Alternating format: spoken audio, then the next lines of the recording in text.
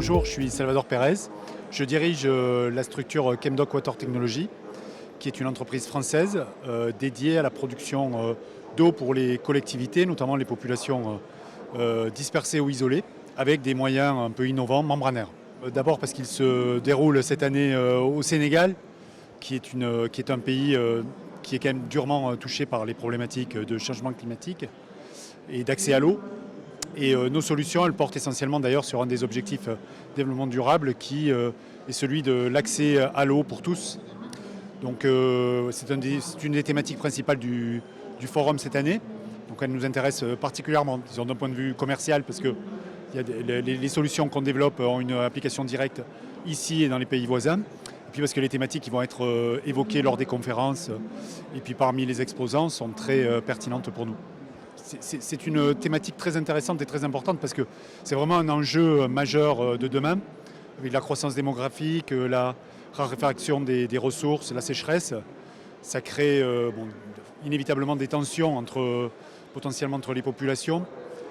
On a, nous, professionnels de l'eau, la possibilité de trouver des moyens de rendre plus facile cet accès à l'eau pour éviter qu'elle devienne source de conflits. Donc on est là pour apporter notre part à l'édifice. Voilà, alors, de toute façon, on a une problématique de fond qui est celle de la ressource. Il y a une raréfaction. Donc il faut qu'on trouve le moyen d'utiliser moins d'eau. Ça, c'est pas évident, c'est pas facile avec la croissance démographique. Donc, une autre solution, c'est de recycler. De recycler d'une part, donc réutiliser l'eau pour d'autres usages. Aujourd'hui, c'est dommage. On prend beaucoup d'eau, on la rejette dans le milieu naturel, pas toujours dépolluée d'ailleurs.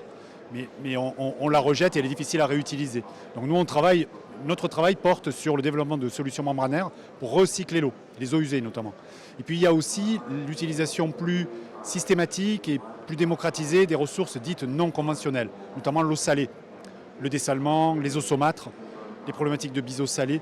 Aujourd'hui, ça reste des solutions qui sont quand même essentiellement adressées pour des macrosystèmes, plusieurs centaines de milliers de mètres cubes par jour.